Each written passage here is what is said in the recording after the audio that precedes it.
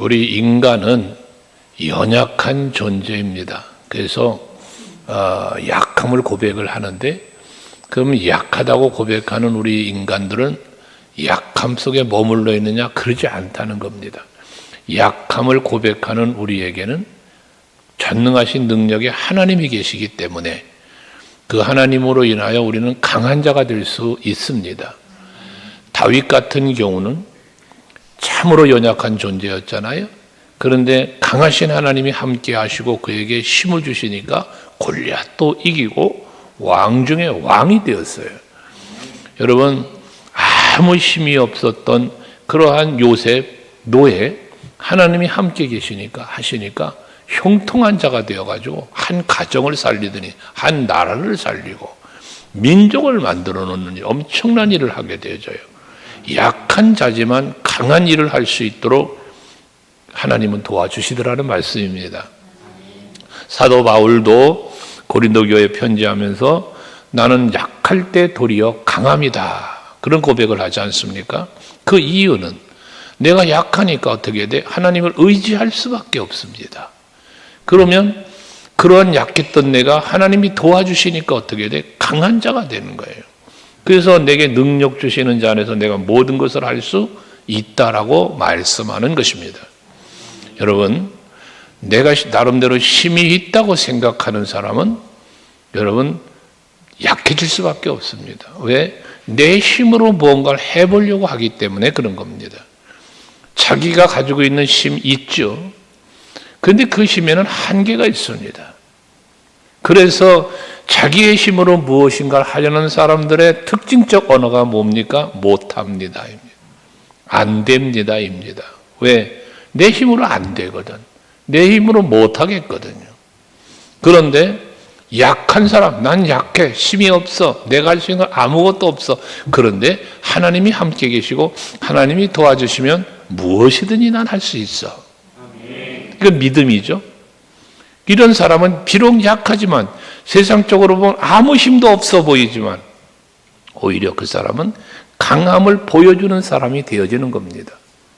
다윗 얘기는 수없이 하지만 사울 왕이 볼 때 다윗 골리앗과 싸울 수 없어. 넌 안 된다. 맞잖아요. 그런데 이겼잖아요. 왜? 하나님을 믿고 나아갔으니까 그런 겁니다. 하나님이 일해 주신 거야. 하나님이. 나는 약하지만, 나는 부족하지만 나를 도우시며 함께 하신 하나님께서 힘 주시면 못할 게 없어요. 이게 여러분의 믿음이 되시기를 바랍니다. 오늘 본문 28절은 제가 목회를 시작할 때 삼각산 기도원에서 그 바위 위에 올라가 기도할 때 하나님이 내게 주신 말씀이라고 그랬잖아요. 저는 목회를 시작할 때부터 이 말씀 붙잡고 끝나는 오늘까지 이 말씀으로 저는 하나님을 중심으로 목회하려고 몸부림쳤습니다. 내가 할 수 있는 건 아무것도 없었어요. 내가 무엇을 하겠습니까? 그러나 하나님은 하셨더란 말이죠. 그래서 하나님 앞에 부름을 받고 주의 종의 길을 걸어오면서 수없이 많은 힘들고 어려웠던 순간순간들이 있어요. 그런데 그때마다 하나님은 친히 일하시면서 역사하시더란 말이죠. 그러니까 우리는 예수님 때문에 행복해지는 거예요. 옆 사람 좀 쳐다봐봐요, 한번. 그 사람 때문에 행복해요? 아멘 되십니까? 그 사람 때문에 행복했는데 어느 날은 그 사람 때문에 시험 들잖아. 이게 인간관계예요. 그런데 하나님은 한 번도 나를 버리신 적 없고 외면하신 적 없고 언제나 내 곁에 계시면서 손 내밀어 주시고 품에 안아 주시고 그러면서 인도하신 분이 하나님이십니다. 여러분의 하나님도 그런 분이세요. 이걸 믿으시란 말씀입니다. 오늘 성경은 26절에 그런 말씀을 하잖아요. 이같이 성령도 우리의 연약함을 도우시나니 라고 말합니다. 우리의 연약함을 도우신다. 우리의 연약함을 고백하는 거예요, 사도 바울은. 여러분 약함을 고백할 수 있길 바라요. 나는 약해요. 난 할 수 있는 게 없습니다. 나는 참 부족합니다. 나의 부족함을 늘 고백할 수 있어야 돼요. 하나님 앞에, 사람 앞에. 그런다고 여러분이 무시당할까요? 아닙니다. 하나님은 무시당하게 두질 않습니다. 하나님이 여러분이 낮아지시고 낮아지실수록 하나님은 여러분을 높여주십니다.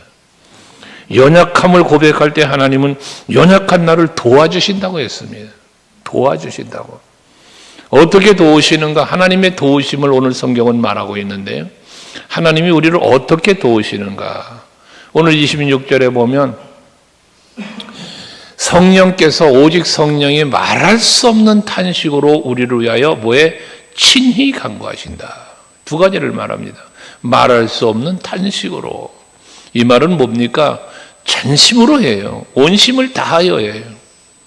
여러분을 하나님이 도우시는데 어떻게 도와? 힘껏 도우시는 거예요. 힘껏. 최선을 다하여 도우시는 거예요.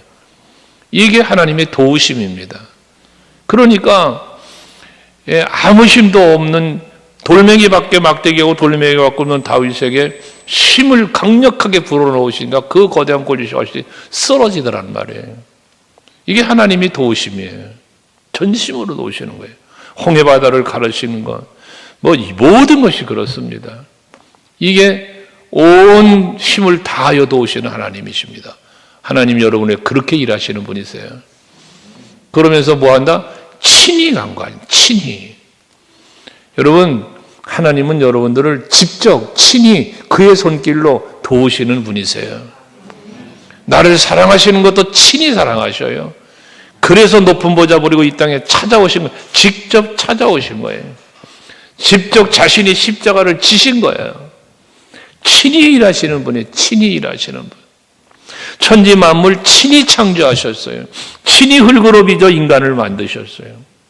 이게 하나님의 사랑이고 도우심입니다.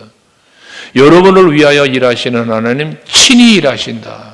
직접 하나님이 직접 여러분을 위하여 일하시고 도우신다는 이 믿음. 그러니까 그분의 손길을 우리는 느껴야 된다는 거예요. 이게 하나님의 도우심이에요. 물론 때로는 사람을 시키시기도 해요. 환경을 통하여 일하시죠. 그러나 사람을 통하여 일하시며 사람이 일하는 게 아니라 그를 통하여 일하시는 주체가 누구냐? 하나님이시단 말이에요. 그 환경을 다스리시고 섭리하시는 분이 하나님이시단 말이에요. 그러니까 친히 일하시는 분이세요.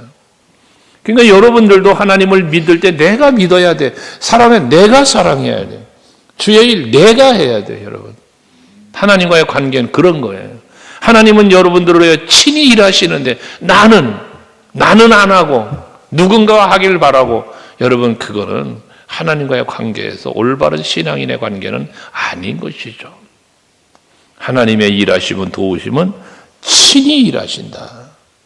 이걸 여러분들이 믿으시고 나를 위하여 친히 일하시는 그 손길을 여러분들이 늘 느끼면서 감사하며 살 수 있기를 바랍니다. 뿐만 아니라 또 27절에 보면 마음을 살피는 이가 성령의 생각을 아시나니 이는 성령이 하나님의 뜻대로 성도를 위하여 간구한다. 여러분, 하나님이 친히 일하시는데 그 일하시고 도우시는 도우심의 중심에 뭐가 있냐? 하나님의 뜻이 있다는 거예요. 내 뜻대로가 아니야, 여러분. 하나님의 뜻대로예요. 그렇게 도우시는데 하나님의 뜻대로 도우시는 거예요.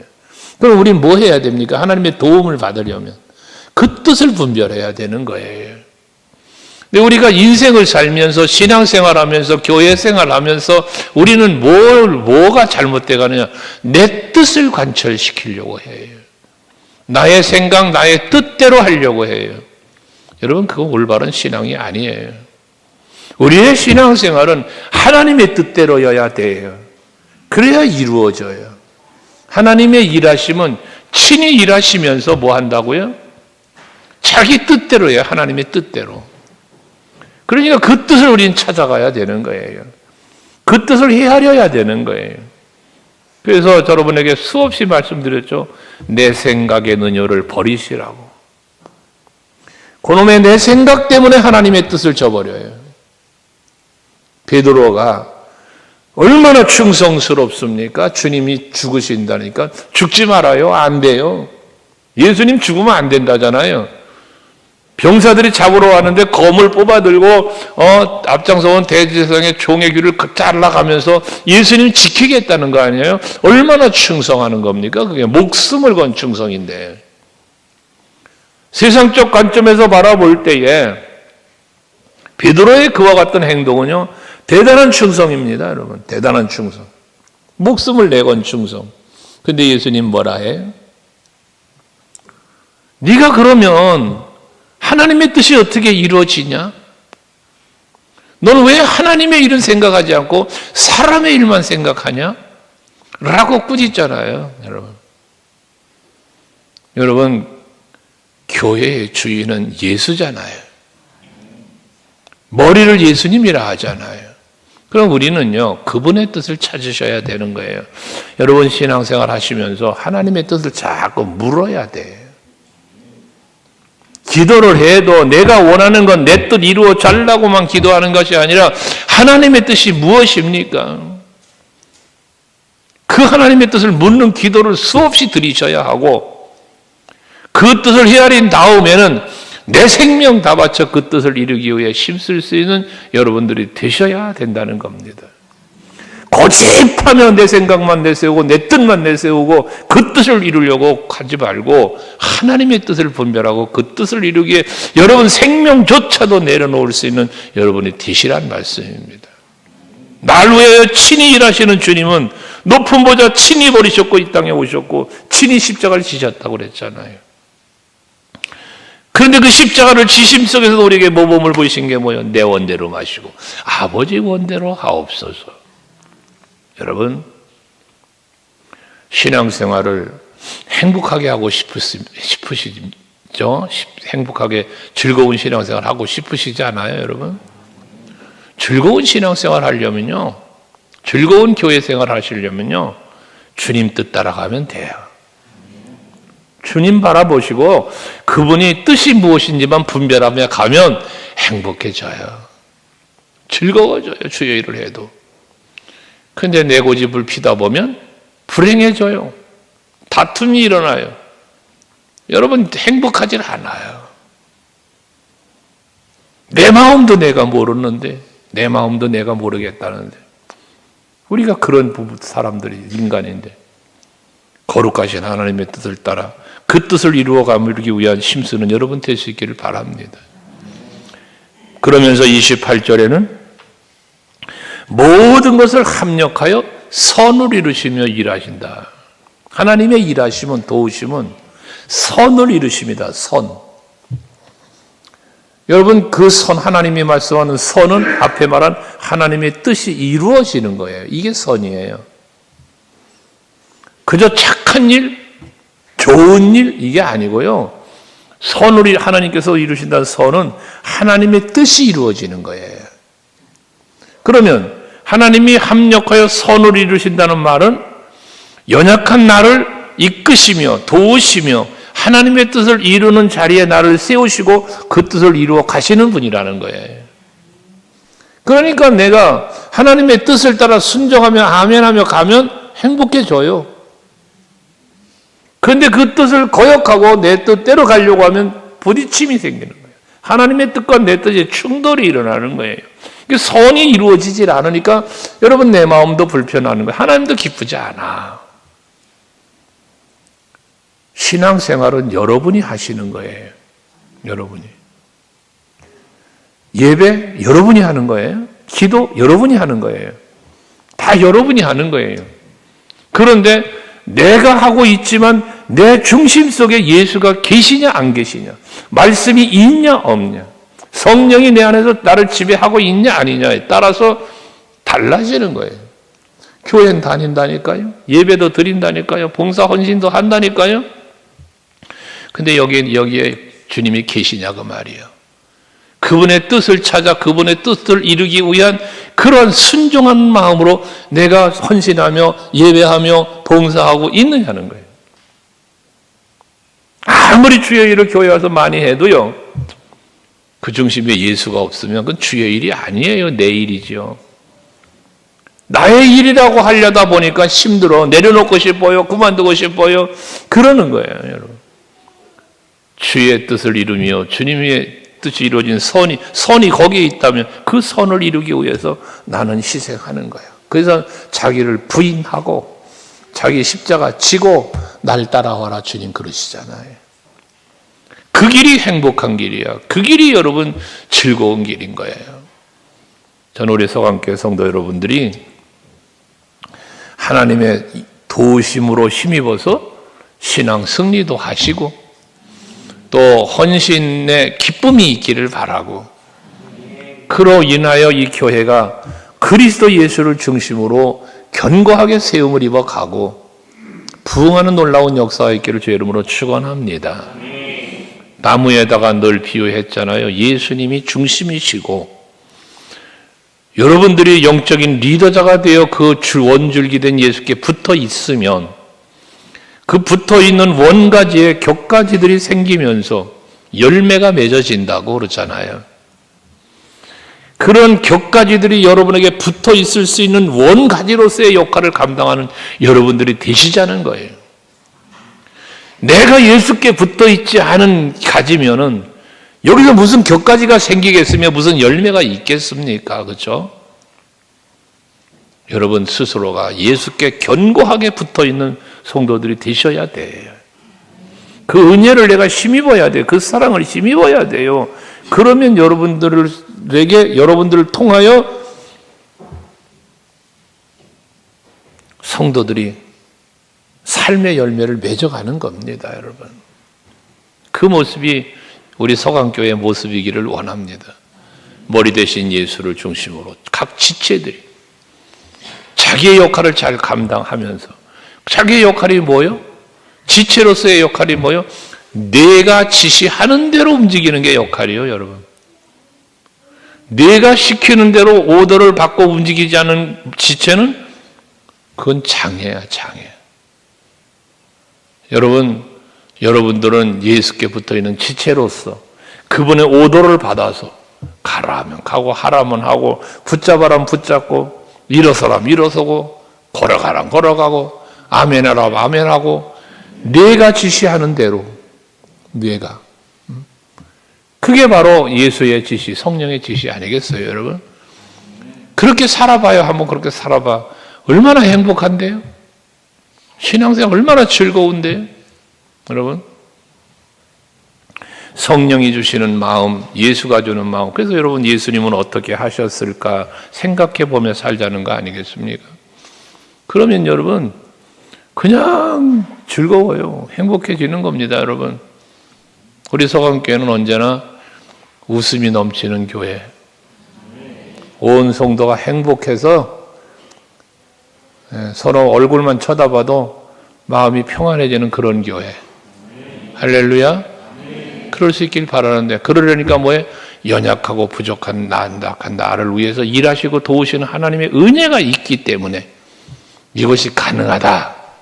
이런 여러분의 믿음, 생각과 말과 삶이 이루어질 수 있기를 바랍니다. 그러면서 29절에 보면 그런 말씀을 하세요. 하나님이 미리 하신 자들을 또한 그 아들의 형상을 본받게 하기 위하여 미리 정하셨다. 즉 하나님의 형상을 닮게 하시는 게 하나님의 목적이요. 그 형상이 무슨 형상이요? 이 형상이 언제 깨졌어? 하나님의 말씀을 어기고 선악과를 먹음으로 깨졌어. 이 형상이. 최초의 인간을 흙으로 빚어 그 코에 생기를 불어넣어 사람을 만드셨는데 하나님의 형상대로 지으셨다 그랬어요. 형상대로.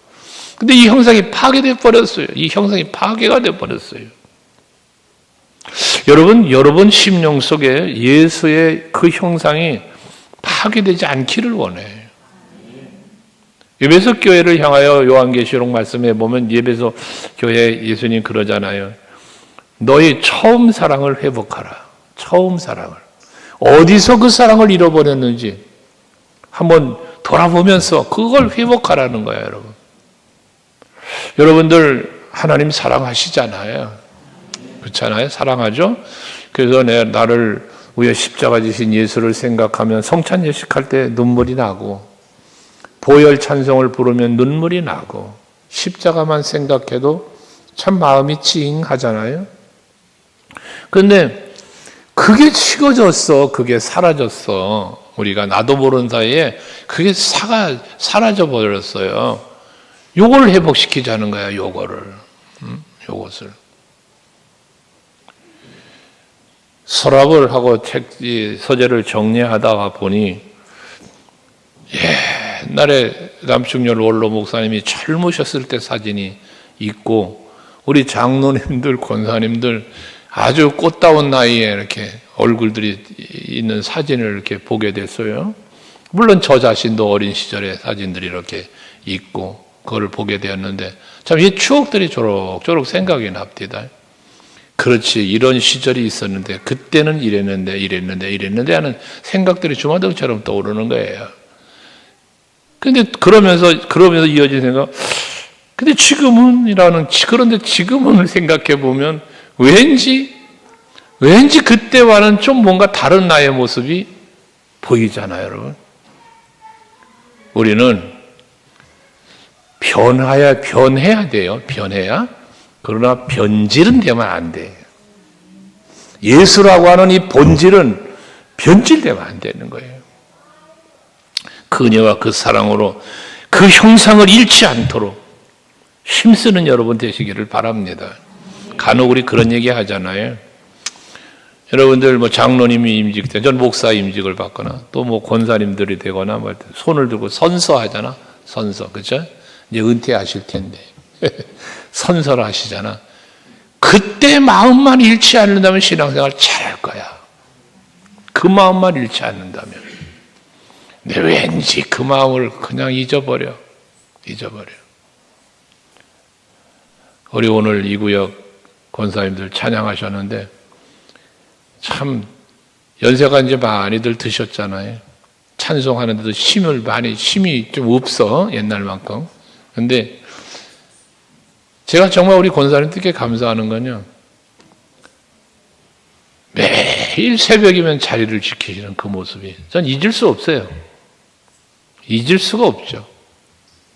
새벽에 나와 보면 언제나 변함없이 자기를 지키는 권사님들의 그 자리 잊을 수가 없어요, 저는요.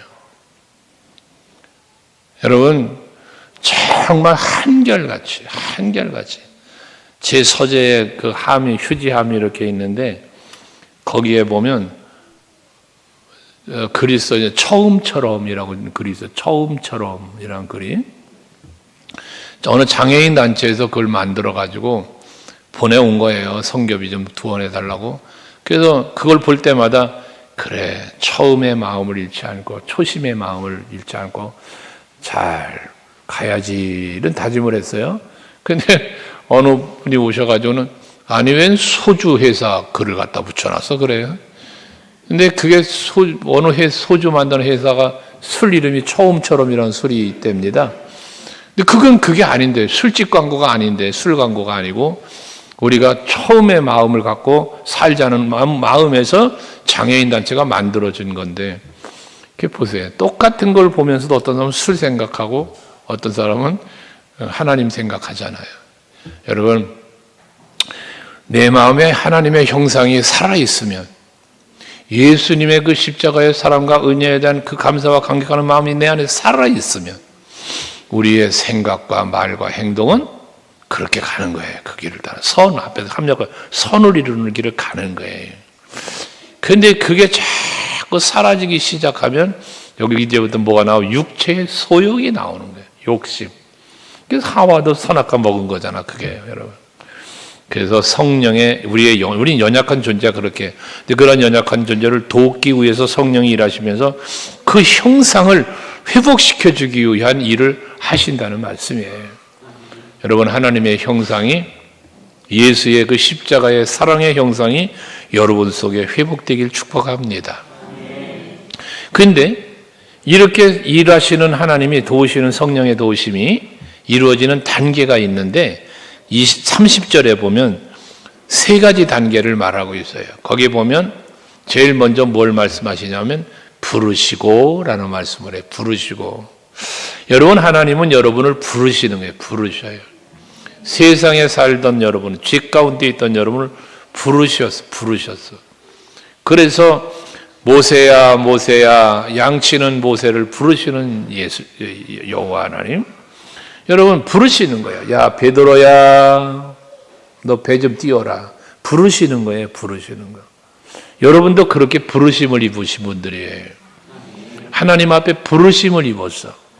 이게 하나님의 일하심이에요. 앞에 28절에 보면 우리가 알거니와 하나님을 사랑하는 자 곧 그 뜻대로 부르심을 입은 자들에게 합력하여 선을 이룬다 그러잖아요. 모든 것을. 이 부르심을 입은 자를 말하고 있단 말이에요. 부르심을 입은 자. 그러니까 우리는 하나님 앞에 부르심을 입었다는 것은 택함을 입었다는 거죠. 택함을. 하나님께 택함을 입은 거야. 간택되어진 거야. 하나님 앞에. 그게 우리의 은혜의 시작입니다. 여러분. 사망의 자리에 있던 나를 부르시고, 예? 죄악된 삶을 살아가던 나를 부르시고, 여러분. 그런 거잖아요. 저는 하나님의 부르심이 없었다면 저는 제 인생이 어떻게 되었을까 생각하면 상상도 하기 싫죠. 상상도 하기가 싫어요. 근데 하나님의 부르심의 은혜 때문에 오늘 제가 이 자리에 있거든요. 우리 장로님, 하나님의 부르심이 없었으면 벌써 죽었을 거라는 얘기를 자꾸 많이 하셨는데, 오래전에 벌써 죽었다는 거, 알코올 중독이 돼가지고. 그런데, 예, 하나님의 부르심 때문에 이제 장로님까지 되셔가지고 있잖아요. 할렐루야 하니까 그건 장로님 얘기예요. 여러분들의 이야기 아닐까요? 여러분들도 주의 부르심이 아니었으면 어떻게 됐을까? 예? 예, 모르겠어. 이경희 권사님은 어디 저 세상에 카바레로 돌아다니지 않았을래라고. 그냥 주님의 부르심이 있었기 때문에 문순돌 권사님, 그렇죠. 부르심이 있으니까 조용한 장로님 부인 권사님이 된 거예요. 주님의 부르심 때문에. 예? 그러니까 우리가 하나님의 부르심으로 인하여 내가 누리고 있는 누림이 얼마나 큰지를 여러분 아셔야 돼요. 근데 부르신 하나님께서 무슨 일을 또 하시느냐 하면은 의롭다 하시고라는 말이에요. 의롭다 하셨다. 우린 죄인이잖아요. 죄인. 의인은 없나니 하나도 없다 하잖아요. 우리 스스로가 의인일 수가 없어요. 죄인이야. 전부 죄인. 앞에 연약함을 말한 것처럼 연약한 것처럼 죄인이었어 우리가. 그런데 그런 나를 뭐해? 의롭다 해주셨다는 거예요. 어떻게? 예수 십자가의 은혜와 사랑으로 말입니다. 저와 여러분은요, 대단히 잘난 분들이에요, 여러분. 대단히 잘난 분들이라고요. 왜? 하나님이 그렇게 해주셨어요. 죄인 된 사람이라니까, 죄인 된 사람. 여러분, 전부 저 교도소가 있어야 돼요, 교도소. 근데 여러분들을 의롭다 하셔서 여기서 이렇게 예배하며 참, 예? 양복 입고 넥타이 베고, 예? 여러분 그러고 살 수 있는 게 얼마나 복이요. 예? 그런데 이게 허물과 죄로 죽었던 놈이야. 근데 이걸 살려내신 거예요. 그래서 죄인을 의롭다고 해주셔요. 의롭다고. 응? 지난 수요 예배 때도 우리가 묵상했잖아. 아브라함의 믿음. 그 믿음 때문에 의롭게 된 거예요. 근데 믿음도 하나님이 주신 선물이라는 거예요. 의인이 되게 하셨다. 얼마나 감사해요. 의인의 길은 하나님이 인정하시나 아기의 길은 망하리로다 그랬잖아. 망하는 길에서 생명의 길로 옮겨주신 거야, 여러분. 이 부르셨을 뿐만 아니라 의롭게 하셨대. 의롭게 하셨다. 이게 하나님의 은혜입니다, 여러분. 뿐만 아니라 마지막에 뭐라 그래? 영화롭게 하셨다고 말씀을 하셔요. 영화롭게 30절 마지막에 영화롭게 하셨다. 이 영화로움이라는 거 뭐야? 하나님 나라예요. 하나님 나라. 우리의 구원의 9가지 서정을 신학적으로 이야기를 합니다. 이 9가지, 이게 물론 뭐 단계별로 이렇게 가는다기보다는 동시적인 것들이긴 하지만 9가지를 구체적으로 나눈 서정이라는 게 있어. 그 마지막 구원의 마지막이 영화구원이라는 거예요. 영화구원. 하나님 나라에 입성한 거예요. 하나님 보좌 앞에 나가게 된 거예요. 아까도 우리 찬송 불렀죠? 주 앞에 서는 날에 흰옷 입고 선다고. 그런 거예요, 여러분. 아까 우리 이구역 찬양할 때 그런 찬양했잖아. 주 앞에 서는 날 흰옷 입고 우린 선다고. 그게 영화로운 자리로 나가게 된 거예요. 하나님이 우리를 영화롭게 해주신 거예요. 계시록 19장에 보면 흰옷을 깨끗하고 씻고 거룩한 세마포 흰옷을 저들에게 입게 하라. 입혀주시는 거예요. 이게 영화롭게 해주시는 거예요. 우리는 영벌, 저 사망의 자리에도 저 영원한 지옥에가 있어야 돼요, 우리는. 그런데 그 지옥이 아니라 여러분들은 하나님의 나라로 이 영화롭게 해주신 거란 말이에요. 이게 여러분들의 누림이란 말이에요. 연약했던 나, 죄인이었던 나에게 하나님은 부르셔서 십자가의 보혈로 죄를 정결케 하시고 의롭다 해주시며 영화로운 자리에 나가기까지 은혜를 베푸시는 분이 하나님이시고, 그와 같은 일을 이 창세 전부터 하셨다고 에베소서는 기록하고 있어요. 계획하시고. 그게 얼마나 감사한 일입니까, 여러분? 사도 바울의 고백처럼 내가 나된 것은 하나님의 은혜로 되었다. 이 고백은 바울의 고백이 아니라 저와 여러분의 고백이셔야 됩니다.